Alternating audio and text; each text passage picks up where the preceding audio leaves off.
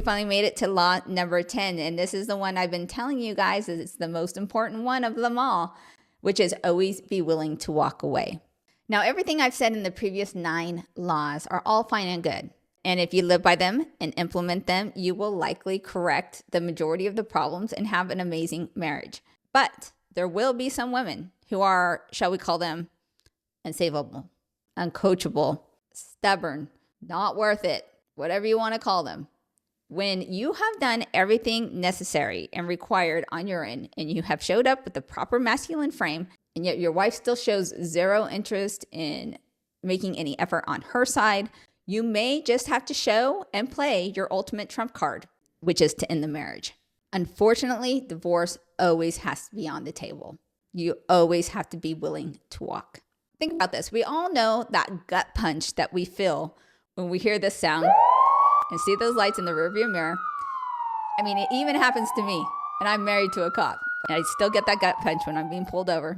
And then I have an added concern because I'm always like, oh my gosh, do I look like a dumpster fire today? Because I don't want them to be like, look at Alma Gear's wife. She looks like a dumpster fire. So I'm always like super grateful if I'm pulled over and I look cute that day.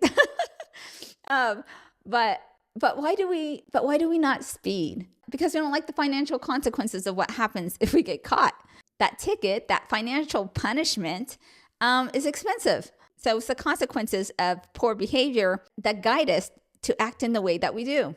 And in the ideal world, we would all just be fantastic, wonderful people and consider everyone else instead of ourselves. But that's not reality. The only reason that society functions is because we've all agreed to impose certain rules and boundaries upon ourselves. And marriage is just a microcosm of society in which we voluntarily agree to impose certain rules and boundaries upon ourselves, which therefore requires for it to function properly that there has to be consequences of breaking those rules. And the ultimate consequence of long-term bad behavior is to end the marriage.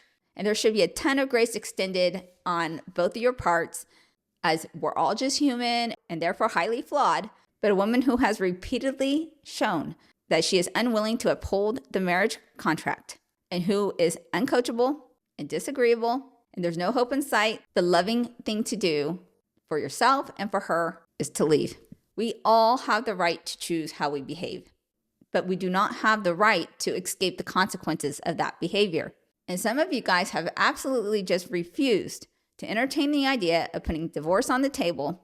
But what is her incentive to act right in the marriage when she knows that there's zero accountability? And honestly, I don't even see how it's possible for a woman to even respect a man who won't do that, who will just accept whatever behavior and not be willing to walk away. As a woman, I can never respect a man who has that mindset.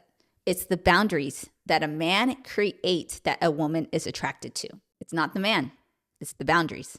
Those boundaries make her feel safe, they make her feel secure, and when there's no boundaries, she will self-destruct.